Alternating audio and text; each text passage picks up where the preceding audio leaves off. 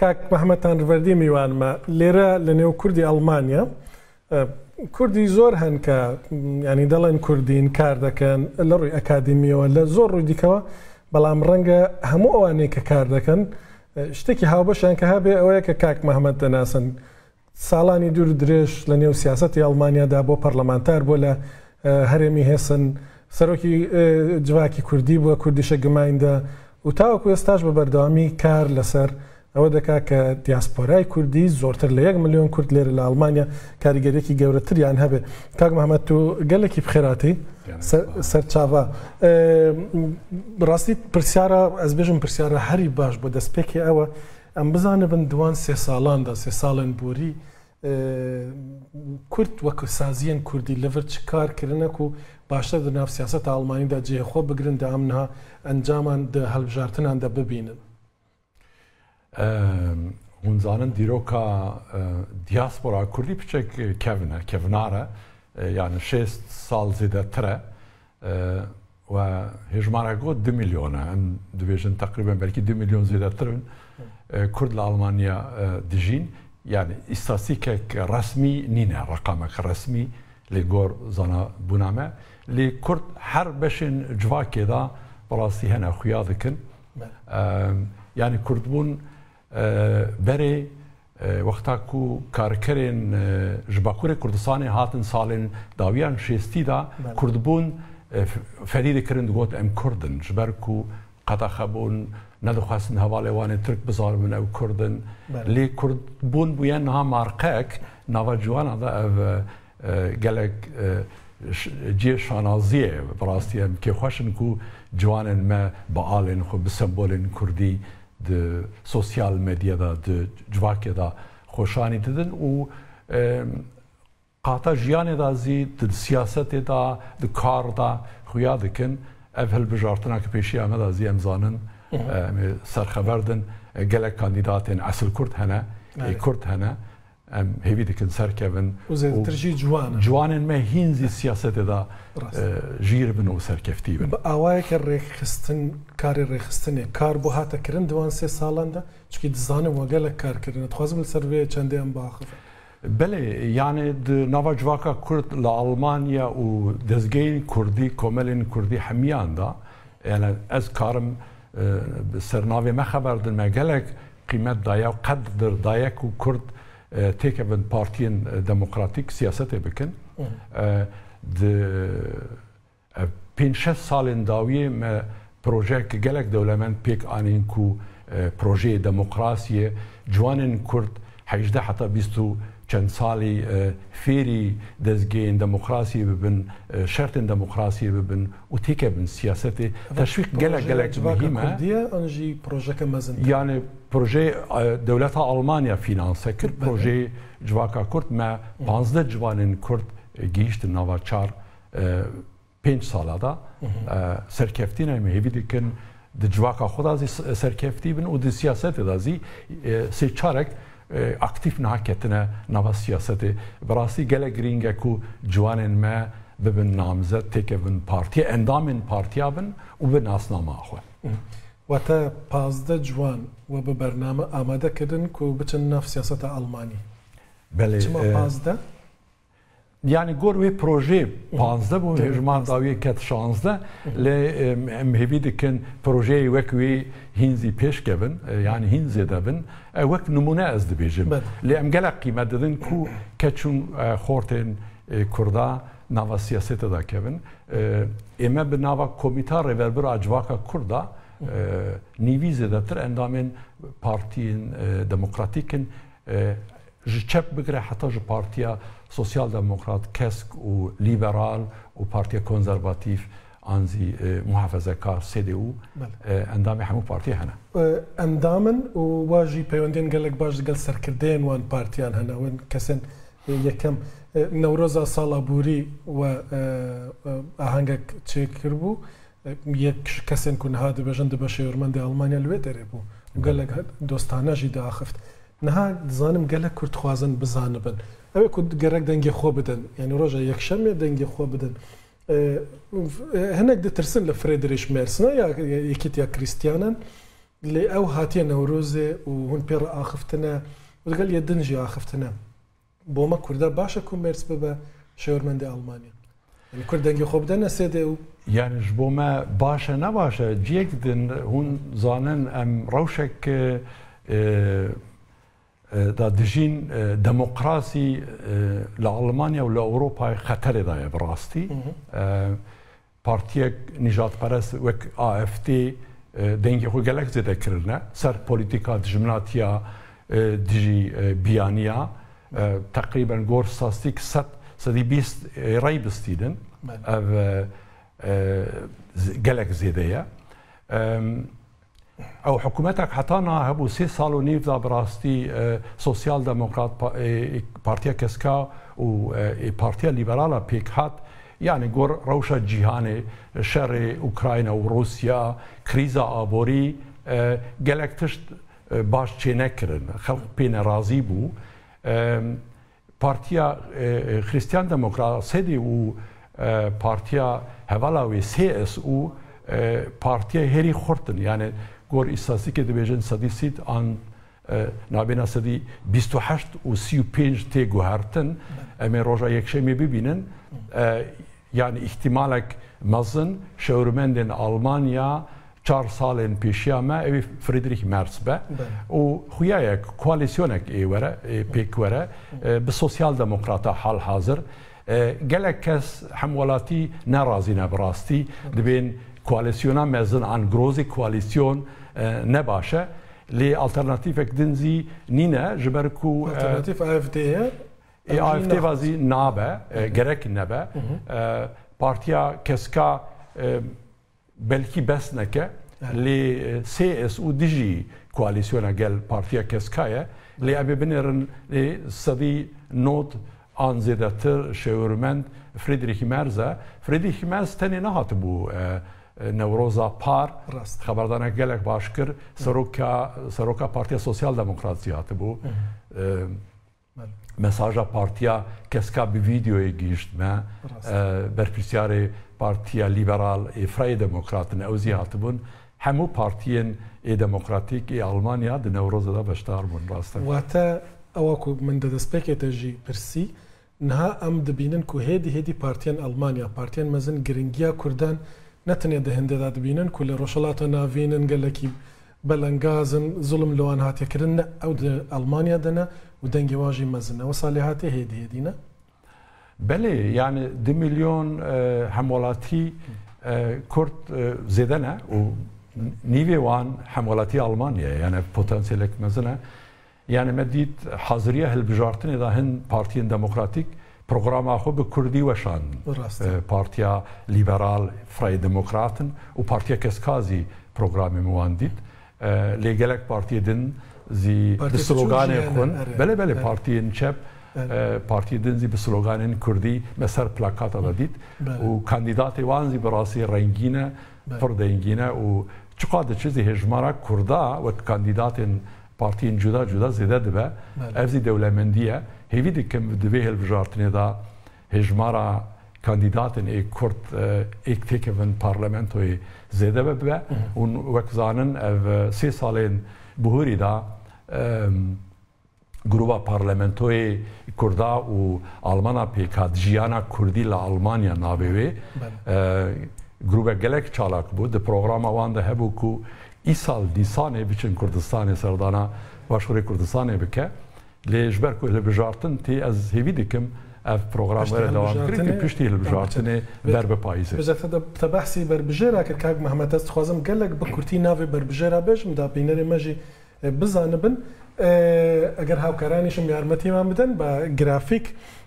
سردار يوكسل هي ك ليرا لا هرمي نوردراين وستفالن خوي بربجير كردوا لناوچي بوخمو واتن شايده زۆر یارمەتی دیاسپۆرای کوردی داوە کاک محمەدیش پێش دەستپێکردنی بەرنامە باسی کرد کاک علی ئەرتان تۆپراک هەیە لە پارتی یەکێتی کریستیانەکان CDU لە هامبورگە سەرۆکی کوردیشە گمایندەیە پێشتر سەرۆکی جوواکی عەلەویەکان بووە لێرە کەسێکی ناسراوە لە نێو میدیای ئەڵمانیدا کاتێک باسی کوردستان و کورد بکرێ علی ئەرتان تۆپراک بەردەوام تاکۆکی لە مافی کوردستان دەکات. قاسم تایر ساڵح هەیە کاک محەممەد ئێستا باسی کرد لە پارتی سەوزەکانە بربژێرە پەرلەمانتار بووە و پەرلەمانتارە ئێستا و دەیەوێت ببێتەوە پەرلەمانتار و گروپی ژیانی کورد ئەوەی کاک محەممەد دەڵە لەناو پەرلەمانی ئەڵمانیا کاری زۆر گەورەیان کرد. قاسم یەکێکە لەوانەیە کە دایمەزراندۆ و ئێستاش زۆر لەسەری ڕادەوەستێ. گوێکە ئاکبلۆتەیە لە پارتی چاپەکان دیلینکە ئەویش کوردی علەویە لێرە زۆر ماوەکی زۆرە چالاکە لە ساڵی نەوتەکانەوە هاتوتە ئەڵمانیا و لە نێو پارتی چەپەکاندا کار دەکات. چرا ئەحمەدەیە گەنجە 23 ساڵ لە ئەڵمانیا لەدایک بووە ساڵی نەوتۆش لەگەڵ ماڵباتەکە هاتوونەتە ئێرە و خوێندکارە بەشی ئەندازیاری دەخوێنێ سەر بە پارتی سوسیال دموکرات SPD. فەرات کۆچاکە لە بەرلین من خۆم بینیم فەرات کۆچاک لە بەرلین لە مەراسیمێکدا ینی هاواری دەکرد باسی مافی کوردان و پشتیوانی لە مافی کوردانی دەکرد لە بەرلینەوەکو گوتم کوردی ڕۆژهەڵاتی ئەناتۆلیایە بەڵام پشتیوانی لە کوردستان و دۆزەکەی دەکات. ئوزگەکەدا هەیە لە SPD پارتی سوسیال دموکرات ئەویش لە ئەڵمانیا لەدایک بۆ گەنجە ساڵی 96 لەدایک بوو ئەندازیارە لە زانکۆی برێ من تەواوی کردووە حەزیشی زۆر لە تۆپی پێەیە و لە یانەکانی ژنان کە یاری تۆپی پێ دەکەن حەزی لێ میرزە ئێدسێ دیسان لە چەپەکان دیلینکە لە 75 لە ئەڵمانیایە 31 ساڵە کاری سندیکایی دەکات لە شاری دویسپۆرکە ئەگەر کوردی دانیشتوی دویسپۆر